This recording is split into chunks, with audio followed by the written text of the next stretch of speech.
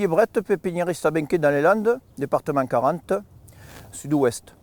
Je vous présente la gamme variétale des plantes de terre de bruyère, qui est conséquente.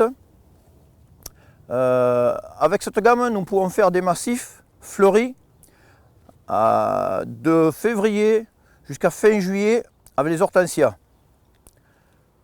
Tout d'abord, on commence par le camélia. Le camélia qui fleurit de février à avril, avec différentes couleurs et différentes formes de fleurs. Ensuite, nous avons les rhododendrons que je ferai trois catégories principales. Une catégorie un petit peu avec les pontiques et les arboréums, qui sont pour les grands parcs, qui poussent très facilement. Une deuxième catégorie avec les hybrides, avec des couleurs chatoyantes, que l'on doit mettre principalement mi-ombre.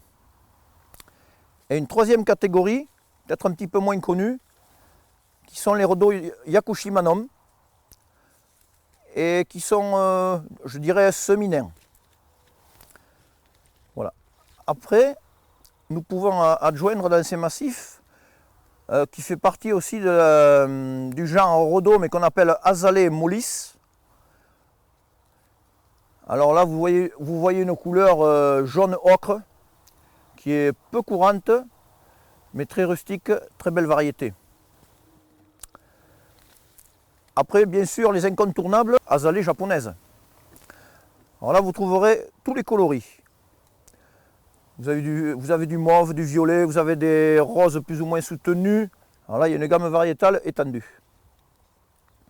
Sans oublier la Pieris, Pieris panachée, fleurs blanches, avec des pousses rouges, un peu comme le Photinia.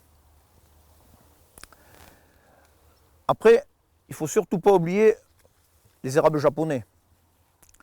Alors en érable japonais, vous avez d'innombrables variétés, je dirais une dizaine qui sont très connues et très faciles à cultiver, dont une dorée qui s'appelle Red Dream. Après vous avez l'érable japonais pleureur qui s'appelle Garnet, qui est retombant, que l'on peut mettre aussi en poterie. Et d'autres variétés, en passant par des bois rouges l'hiver, des qui restent verts l'été mais qui sont très colorés à l'automne, qui deviennent rouge écarlate. Et je finirai cette petite présentation par l'hortensia. L'hortensia qui fleurit la dernière fleur du massif en été, c'est-à-dire autour de juillet. Alors là aussi, plusieurs variétés. Vous avez des rouges vifs, vous avez des roses qui, suivant le terrain, peuvent venir bleus, même un bleu mer, un très beau bleu. Et avec toutes ces variétés, vous avez l'occasion de faire des massifs somptueux et chatoyants en couleur. Et maintenant, nous allons vous présenter la plantation de ces plantes que l'on fait avec la terre de bruyère. Alors, nous allons mettre en situation un rhododendron, c'est-à-dire le planter. Alors, c'est un rhododendron qui a 5 ans, un rhododendron hybride, de préférence à l'ombre entre 14h et 17h l'après-midi. Alors, première chose à faire, on immerge la motte de façon à ce qu'il n'y ait plus d'air dans la motte, que de la fraîcheur. 1 minute et demie, 2 minutes au maximum. On laisse ressuyer légèrement. On dépote. On peut faire un griffage des racines, mais très légèrement, sans abîmer la motte. On griffe surtout pour des rhodos qui auraient passé 2 années en conteneur.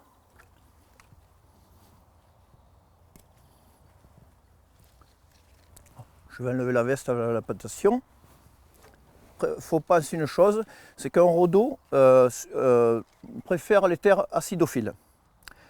C'est-à-dire, il déteste les terrains très argileux et les terrains très sableux. Il faut dire que le système racinaire d'un rhodo est hyper fin, c'est juste des filaments de racines. Donc, si une terre se tasse, le rhodo va s'asphyxier. C'est pour cela que nous avons 2 sacs de terre de bruyère à disposition. Alors là, nous en avons 2 fois 60 litres, pour le cas où la terre serait très argileuse ou très sableuse, un sable blanc. Au préalable, nous avons préparé un trou qui fait 60 de large sur 40-50 de profond. Et nous avions bien cassé le fond du trou avec une fourche bêche, une baramine, enfin ce que vous voulez, ou la pelle bêche tout simplement.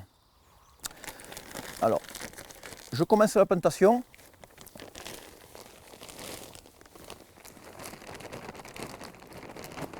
Là, j'ai fait un petit lit de terre de bruyère. Un petit lit de terre de bruyère. J'installe le rhodo. Pour voir si j'ai le niveau, je mets ma bêche pour regarder le niveau. Voilà.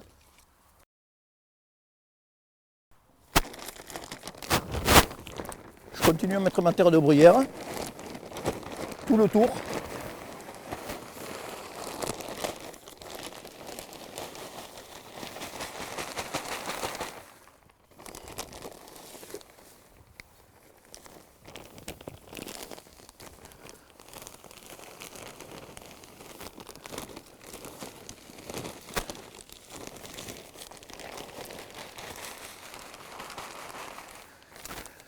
Voilà, la terre de bruyère est mise.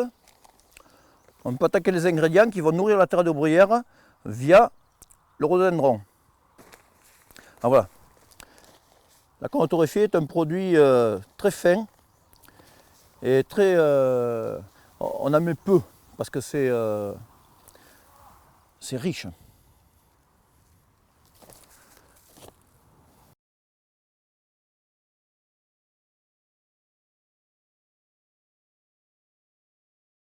Je mélange la corne torréfiée avec la terre de bruyère autour du rhodo.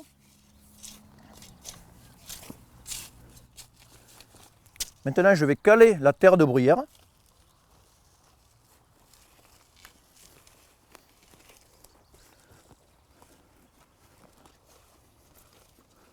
Voilà.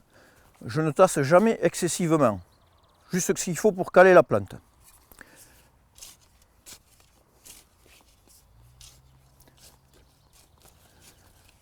Maintenant, je vais mettre ma terre initiale pour former une cuvette, mais j'aurai besoin d'évacuer la terre en trop, vu que j'ai mis 120 litres de terre de bruyère en supplément.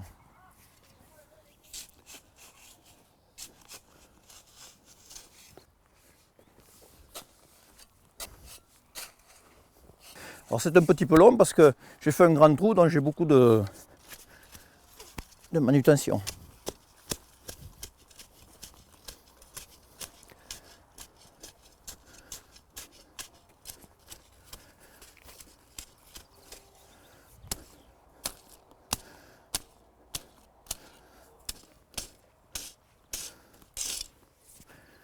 Alors, maintenant, dernière opération, une des dernières opérations, engrais retard. Engrais retard, 30 grammes environ, que l'on met superficiellement, juste le faire disparaître.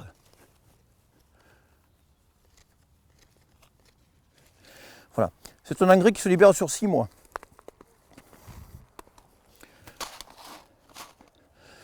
Et la dernière opération facultative, mais bien pratique,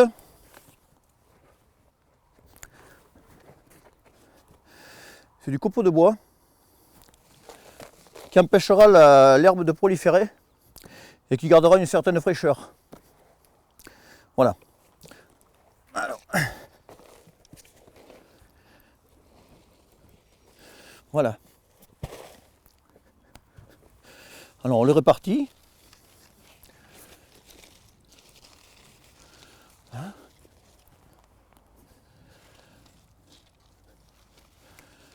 Voilà. En dernière phase, on arrose. Je pouvais le faire avant de mettre le copeau de bois, mais je peux encore le faire. Nous avons fini l'arrosage. Et nous avons planté le rhodo hybride. Et c'est le même principe de plantation pour tous les végétaux qu'on a énoncés auparavant. C'est-à-dire azalée, camélia, pieris, hortensia et érable du Japon.